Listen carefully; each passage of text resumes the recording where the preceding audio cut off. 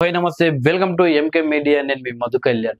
లోక్సభ ఎన్నికల్లో BRS party 0 డిజిట్కే పరిమితం కావడంతో ఆ పార్టీలో కీలక నేతలైనటువంటి కేసీఆర్ గారు, కేటీఆర్ గారు, హరీష్ రావు గారు తీవ్ర నిరాశకు గురైనట్టు తెలుస్తుంది. అందుకే గత కొన్ని రోజుల నుండి ఎవరు కూడా ఈ లోక్సభ ఎన్నికలపై స్పందించకుండా ప్రెస్ మీట్లు, సమావేశాలు, సమీక్షలు ఏమీ నిర్వహించకుండా మొహం చాటేస్తున్నారు.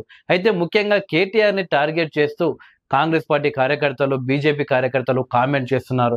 బీఆర్ఎస్ పార్టీ కార్యకర్తలు కూడా ఏంటి బీఆర్ఎస్ పార్టీ పరిస్థితి ఏంటి, అసలు ఏ నాయకుడు కూడా మమ్మల్ని పట్టించుకోవట్లేదు, ఇంతకీ మా వర్కింగ్ ప్రెసిడెంట్ ఏమైపోయాడు, లోక్సభ ఎన్నికలకు ముందు ఎవరు ఎలాంటి విమర్శలు చేసినా కానీ వెంటనే తిప్పికొట్టే మా కేటీఆర్ ఇప్పుడు ఎందుకు అంత సైలెంట్ అయిపోయాడు, అసలు లోక్సభ ఎన్నికల్లో 0 సీట్లు ఎందుకు వచ్చాయి, ఇంతకీ ఎంపీగా పోటీ చేసిన వాళ్ళతోటి ఎందుకు మాట్లాడట్లేదు, ఎందుకు సమీక్షలు నిర్వహించట్లేదు, ఈ లోక్సభ ఎన్నికల్లో 0 సీట్లు రావడానికి కారణం ఎవరు, ఆ బాధ్యత ఎవరు తీసుకుంటారు, వర్కింగ్ ప్రెసిడెంట్ గా కేటీఆర్ గారే తీసుకొని తన వర్కింగ్ ప్రెసిడెంట్ పదవికి రాజీనామా చేయాలి అని బీఆర్ఎస్ పార్టీ కార్యకర్తలు సోషల్ మీడియా వేదికగా కేటీఆర్ పై ఫైర్ అవుతున్నారు.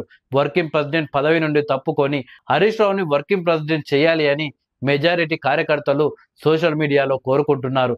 అయితే గత కొన్ని రోజులుగా సోషల్ మీడియాకు దూరంగా ఉంటూ వస్తున్న కేటీఆర్ ఎట్టకేలకు సోషల్ మీడియాలో స్పందించాడు.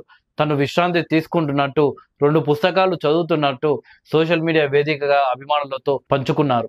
ఆసియాకు చెందిన సైకాలజిస్ట్ రచించిన మ్యాన్ సెర్చింగ్ మీనింగ్ అనే పుస్తకం కేటీఆర్ చదువుతున్నాడు. ప్రపంచంలో అత్యధికంగా అమ్ముడైన పుస్తకం ఇది. మనం బాధ నుండి తప్పించుకోలేం, కానీ ఆ బాధను ఎలా తట్టుకోవాలో నేర్పించేదే ఈ పుస్తకం.